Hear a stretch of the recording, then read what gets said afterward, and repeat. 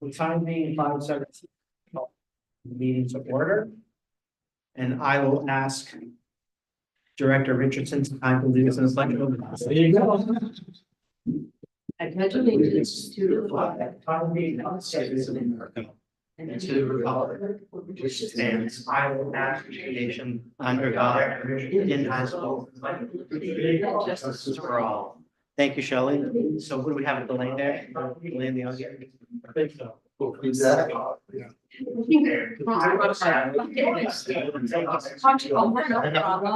No. Thank you, Shelley. You're welcome. What's going on there? Yay. I remember those days. Bucket list number 86 done. Now. Okay, Shelley, thank you. First, Commissioners, we have minutes. Motion to approve or discussion? Move it for this. All in favor? Aye. Aye. Motion carries. Next up, we have calendar discussion. Is there any by the Commissioners? Everyone? Nor do I. Nor do I. So we move on to previously signed documents. Is there a motion to approve? So moved. Second. All in favor? Aye. Aye. The motion carries. Now we are on to Director Richardson with request to increase nursing registry wages. Shelley, how are you? Good, thanks. Good to see you. Good to see you. I wanted to ask you real quick, off the subject. Did you go north last weekend and ride? No, it was not good. Okay, because I had some friends who were heading up there and they were skeptical on the conditions. Yeah, we didn't Fine. go. Okay, We have 2 trips coming up, one in Maine and one in Gorham next week. well, hopefully Mother Nature will cooperate. Yes, yep. I come before you to request some wage increases with our nursing registry rates, which is staff that receive no benefits, but they are required to work a minimum of 40 hours a week, a month. And 16 of those hours are usually weekend coverage, whether it be a shift or a double. They also are required to work a major holiday and a minimum of 2 minor recognized holidays. Since COVID, we lost a lot of registry staff. I want to say like in 2019, we have had about 45 registry people. It then went down to about 30, 35. In 21, we started the year with about 26 and we ended up with about 13. We've stayed between 13 and 9 since then. Some of it I think is we can attribute to pay and some of it was COVID. People could not work 2 places. They could only fulfill 1 commitment. So a lot of facilities act like us went up in their prices and were able to pay people better wages. I'm hoping now that we've got our contracts kind of all finished and in spots with the LNAs, the med techs, prices, wages, benefits, that we wouldn't have people look at trying to go to registry versus where they are full-time. I mean, just for an example, we put an ad in Indeed and we've had 2 applicants since the beginning of the year. We had a night nurse and that didn't work out. And we had another person that was an LNA that wanted registry, but our rate was low. So I'm hoping that if we make this more competitive, we'll get some people in, they'll see what Belknap County's like, they'll like it, they'll want to come full time. And it'll increase our staff. So if you see the rates there that I'm recommending the increase for RNs, starting at $42 would be the registry rate, for LPNs 38 and for the LNAs 25. So my first question is, can the county afford this? I did ran a calculation to see last year, there were roughly almost 10,000 hours of registry service worked. And using last year's numbers, if you increased by these rates, we don't have any LPNs on registry, nor did we last year, but sorry, we don't have any RNs. but it would have cost us $55,000. So I would say that, that's 55,000 that we didn't budget for in 2024. On the other hand, if we continue losing them and we don't have people working the hours, we'll have enough money to do it. So my next question would be for the commissioners. And that is this increased request justified? Don't know, but my question is, does this, if we increase this, if we agree to this, one, does this allow you to fill some vacant positions or vacant hours that moves us closer to increasing our bed count, our occupancy? It could, but the registry is not gonna, they might commit to 2 or 3 days, Right. not a full week. Right. And it won't, we need the full 40-hour commitment to be able to keep continuing to increase our registry. Right. So I mean, full- our census, Full 40-hour commitment for, per week, full-time staff. full-time. So whether these positions get filled or not filled, it has zero effect on our occupancy? Is that what you're saying? That's what you don't want to say. It's what I don't, The answer it's to what, that, I mean, it's what I don't want to say, because I'm not, I just want to know what the factual answer to that question is. If you filled enough, it might take 2 or 3 registry people. And even then, it would not be a commitment. It wouldn't be steady that you could So the depend answer on. is no, it has zero, it would have zero effect on our occupancy, no. up or down. No, but it could also, if we filled it with 2 or 3 people that picked up shifts, we might not have to have a travel person in Okay? a full shift. So that would save us money in a travel person, And that's at a much higher rate, very, very much higher. okay? Yeah, we're looking at, an RN could be anywhere from $90 to $112. Right.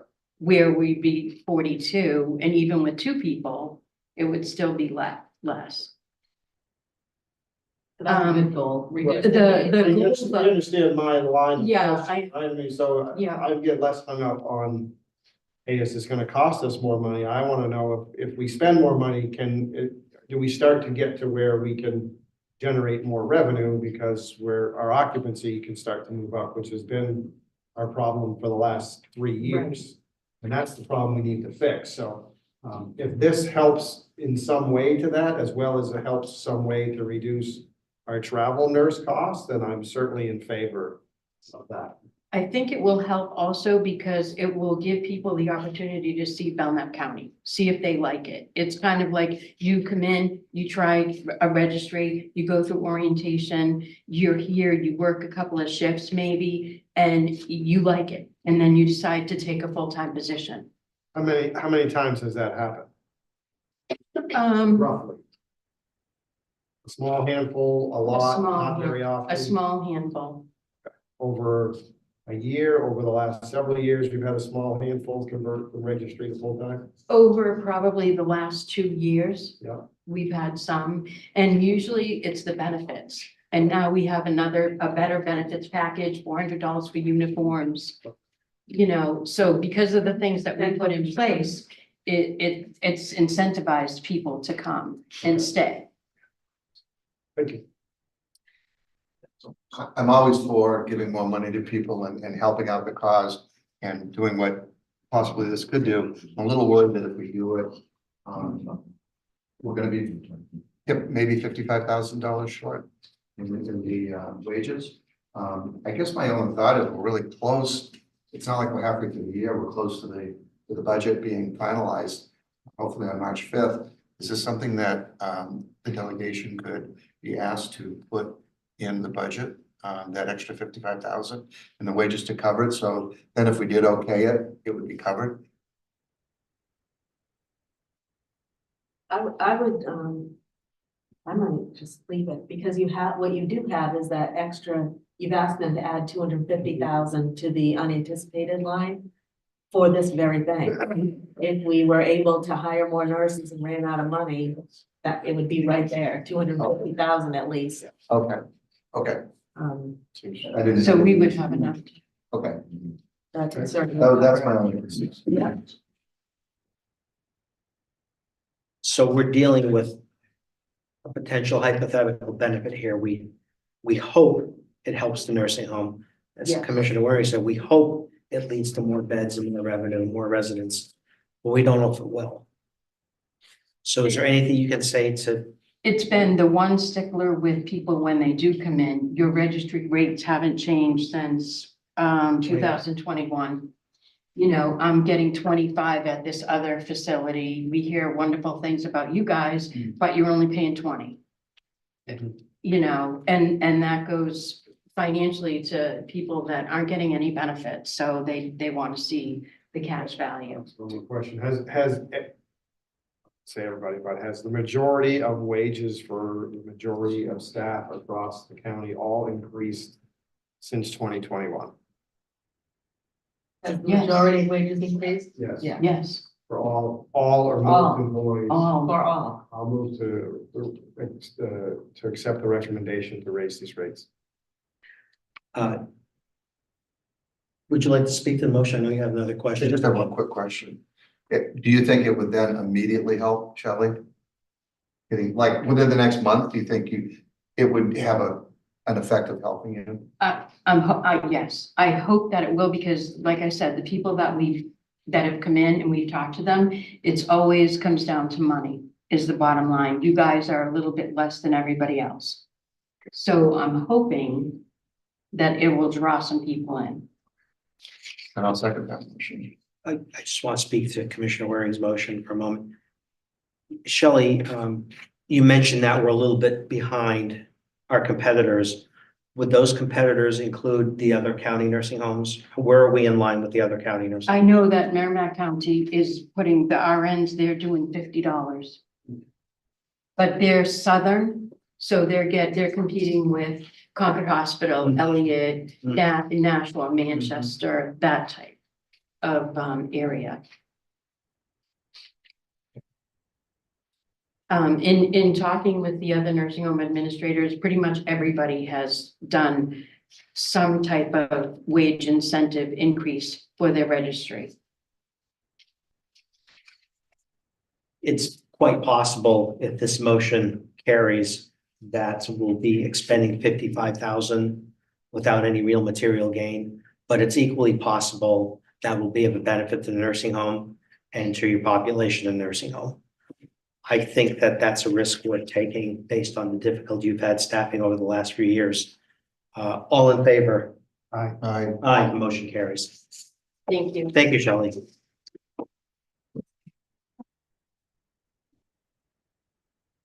Okay, we have a request to accept some donations. From Alan and Teresa Richardson in memory of John Richardson in the amount of $100 for the Resident Council Trust Fund. And we have a donation from Mary Ann Rapp in memory of John Richardson in the amount of $100 to the Resident Council Trust Fund. We have an additional donation from Scott and Diane Hopkins in memory of John Richardson in the amount of $25 to the Resident Council Trust Fund. Is there a motion to accept? So moved. Okay. All in favor? Aye. Aye. Thank you, commissioners, and thank you, donors. We have Sheriff Wright. Sheriff, how are you? Good to see you. Doing great, good evening. Good evening, sir. You have a request for approval of equitable sharing agreements. Yes, this is something that normally Lori takes care of as finance, but she couldn't be here tonight, so I Okay. offered to come in and present this. Thank you. This is, the equitable sharing is basically, in a nutshell, it's our federal drug forfeiture. So any drug cases that we work and it goes to the federal court system, if we have a successful prosecution and or seizure of funds or assets, when that gets converted over into a cash amount, it would of course come here to the county, which is through this equitable sharing program. And every year that I've been the sheriff, every year that I've worked for the sheriff's office, we've continuously been part of this. It also, the reporting requirements on this are actually a lot more stringent than the state side of it. So the state has theirs and the federal side has theirs. So here at, again, the annual certification is everything that's in that drug account right now. Anything with the drug account monies cannot supplant or take place of anything budgetary. It's just specific to, the spending of it is specific to items listed below where it says the summary of shared funds spent. Those are the areas in which we can spend it, and it's specific. So that's it. I just need a signature to say that we're going to continue the agreement and continue with the certification process. Commissioner Hodges, any thoughts? No, I think we need to do this. Yeah, I agree. I just, want to understand in general terms, the 860 spent, and I'm not, again, looking for specifics as to what that was. But could you give me some ideas of what those expenses Yeah. might be? So we pay for certain programs like the LexisNexis program that basically it's a search database. Yeah. So it's a paid for, it's called Accurate is the actual name through LexisNexis. So instead of putting that into the budget, there we utilize like the drug forfeiture account to pay for programs like that, where again, we're searching for people and warrants and things, you know, people that have warrants and things that have a drug nexus. We can use it beyond that scope as well, but predominantly it's for that. So it just gives us background information. In the past, we have spent for the Casper system, that's the body wire system. We paid for that through either the federal side or the state side. Again, we have two accounts, so either one will suffice. We bought mobile data terminals in the past. So different gear and equipment that we would that can be utilized on a daily basis, but it's got a nexus to, you know, some form of a drug component. So nearly, I would say at least half, if not better, of the warrants that we get derive from drug-related component, so it qualify for whatever resources that we need to work on that. And what's the request and or approval process for those expenditures? Well, there's not really much of a process behind that. It's if we have funding, as long as it meets the law requirements, you know, like a contract $10,000 under, you know, I can sign on that. Anything that's $5,000 or more, it would still go through the lawful components. So, you know, like I got to bring it before you if it's over that $5,000. I think it's the $5,000 amount, has to have RFP and has to do all that. Okay, So so these funds follow the county purchasing policies? yes, of course. Yep, it doesn't supersede that. It's just, it's not a budget. Like, That's right. it's not a part of my budget. So I understand, right? yeah, that's it. Separate restricted funds in essence, right? I still have law, you know, I still follow all the laws as it relates to spending and all that stuff. You know, I have to. So Okay. any purchases that are made that meet that standard.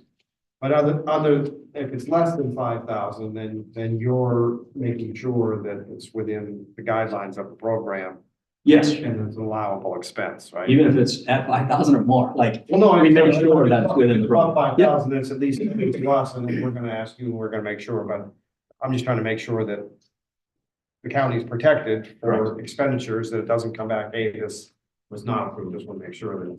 Yeah, I think I need protection more than the county does. So this is what can get sheriffs arrested for. So yes, I make sure that You're asking for our signature on this, so I think we're on the, that's part of it. as well as you, so. Correct. So Yep. I just want to be clear about that. Okay, It also, this is, because it's federal funds, it's subject to the single audit, which we have been having to have for the past 3 years and will have likely for at least 2 more. right, So this fund is also Right, 'cause the audited ARPA along money. that, yep, okay. So this gets rolled in and gets scrutinized the same. yes. Okay. And they asked for, I think they, I don't know if it required a signature or just we had to identify who the auditor is who's doing that. Gotcha, okay. And this isn't something new that the sheriff's department's just bringing up. No, I understand When I that. was sheriff before, you know, we've been dealing with the exact same thing, and all these checks and balances have been in place, and Yep. and there's no problem with this. No, it's all like, I'm very transparent about my spending and, you know, and I fall within the guidelines, you know, if I have a question, I make the appropriate phone calls and ask. Yep. So, yeah, I'm not looking to lose my job over, you know, None of us are. spending money, None so. of us are. So the board authorizes the chairman to sign? That's, so moved. Second, All in favor? aye. Aye, the motion carries. Thank you. Thanks, Sheriff. Do you have a copy of that to sign? I do. Yeah, Okay, perfect. I can collect it up tomorrow. all right, For what that is. yeah. Thank you. Thank you.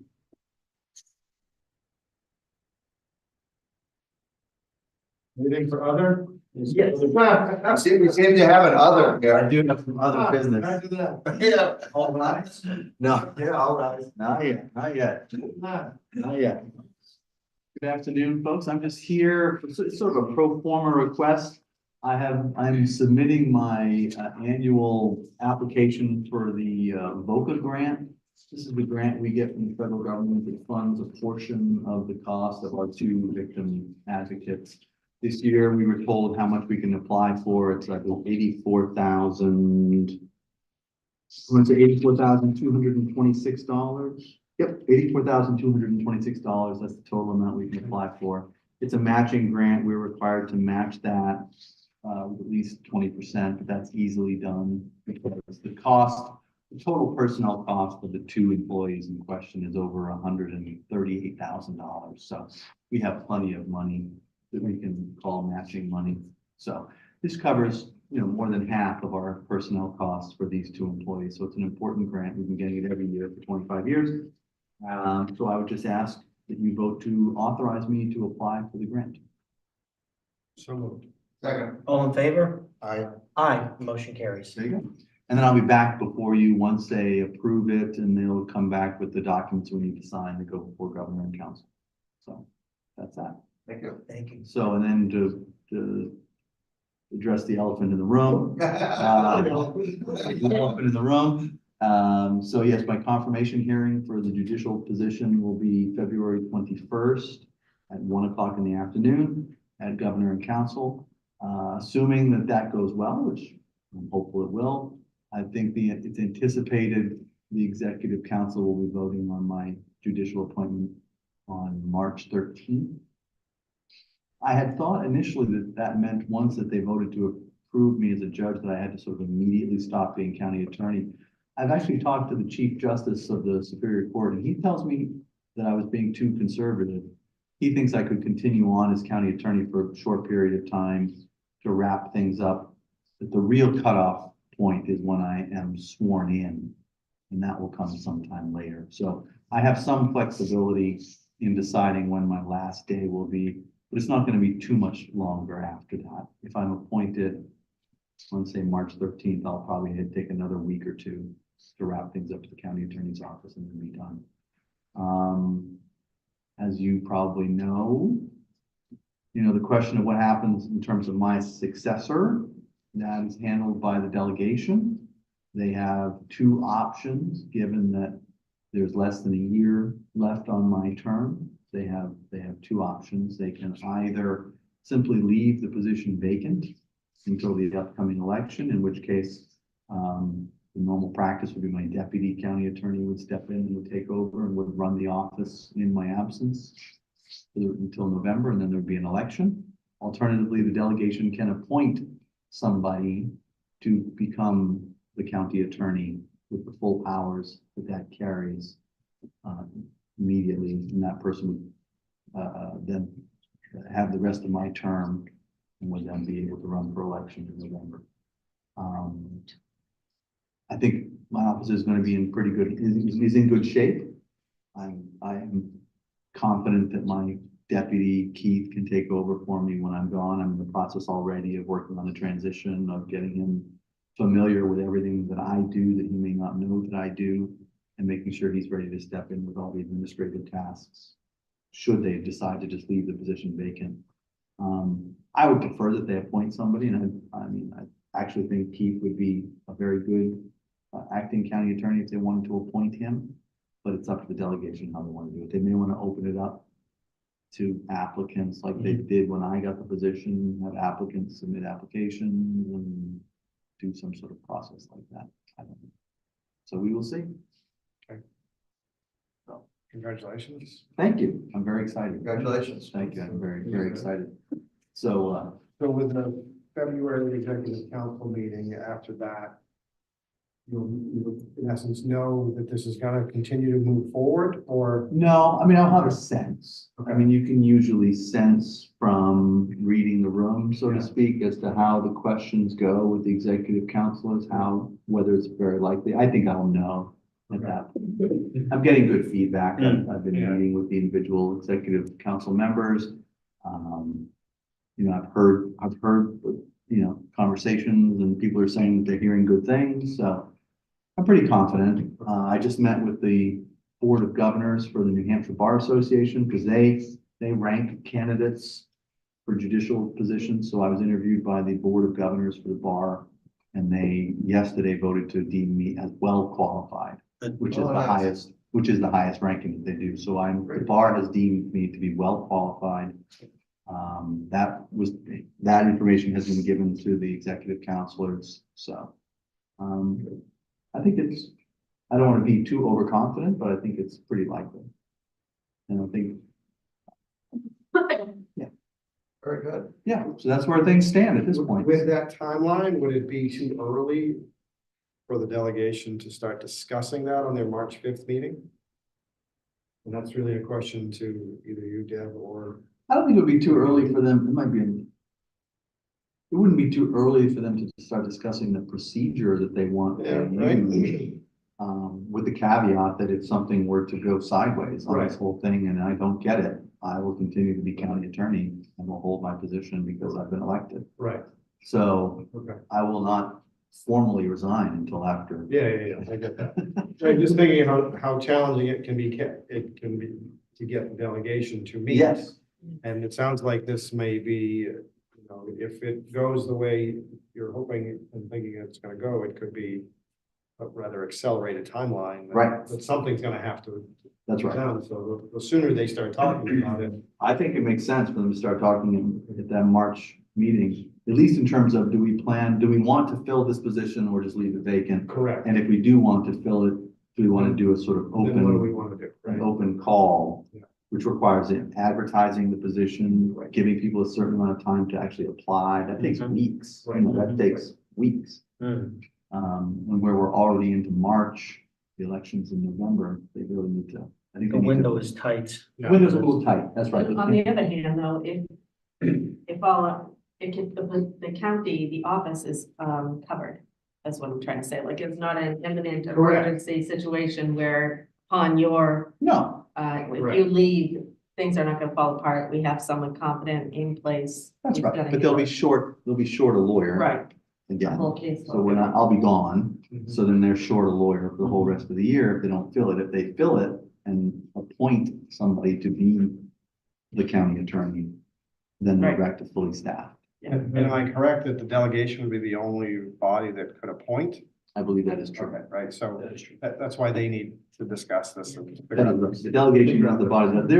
There is a provision in the law that allows in an emergency situation if there's no county attorney and the delegation doesn't do anything. I do believe the Superior Court can step in and can actually appoint somebody to be county attorney in that setting, but that wouldn't kick in this case. It would have to be a real crisis, I think, and that's the Superior Court as a body does that, not just like one judge, the whole Superior Court. That's correct. They changed that. When I was appointed commissioner sheriff, it was the Superior Court that appointed me. Was it? Yeah, delegation didn't have any appointment, so I had to meet with the Chief Justice and be interviewed. Yep. And then he did a poll and it had to be unanimous. Yep. And then after that, at some point they changed it. But that provision, there's still language about that in the statute, so I think that's sort of a fail-safe, so to speak, Yeah. so that the delegation didn't do it, you've got no county attorney, that the Superior Court could step in and appoint. They could call for a special election too. Yeah, they I could. think they can. Yep, they can. Yep. That is right, Hmm. that is right. So Deborah, can you draft a letter to Chairman Bean and let him know it's the recommendation of the Board of Commissioners that on the March 5th meeting, this topic be addressed and that the options the delegation has be made clear to them? That makes sense. I don't think that would be too inappropriate in a sense, given, I don't think that would be too forward or too presumptuous. They're, I'm sure, already, They- talking about it. Right. Everybody knows, it's not a secret. So, and I'm hopeful, I think this is gonna,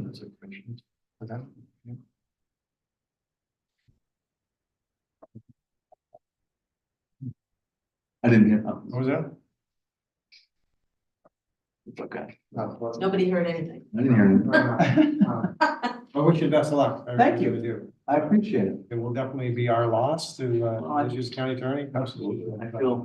I feel mixed feelings in that I'm gonna miss it. I Yeah. do like the work and I like people and I really love the time here. Yeah. But, it's quite an honor and a privilege. It is. and- Certainly is. It's not something you pass up. We're very happy. You'll be our third from the county. I know. I know, I want them to stay out of Belknap County.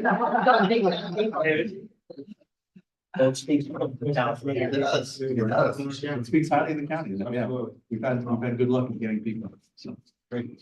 Thank you all. Good to see you, Andrew. Good seeing you. Be well. We'll see you around. Okay. Okay, I don't see any members of the public here for public comments. Well, I see through four. You have four members of the public. Yeah. Is there anyone? Five. Public wants to speak? All right, true. Was there I mean, eight. Really, right. That's it next week. Anybody? No. Public? You members of the public. Oh, Any comments? I'd like to be paid in gold. Bring that up. Oh, that was recorded. Here you go now, Andrew. What we are. Okay, I guess, seeing no public comment, we can, move to adjourn. So move, or you just declared us adjourned? We declare. We are adjourned.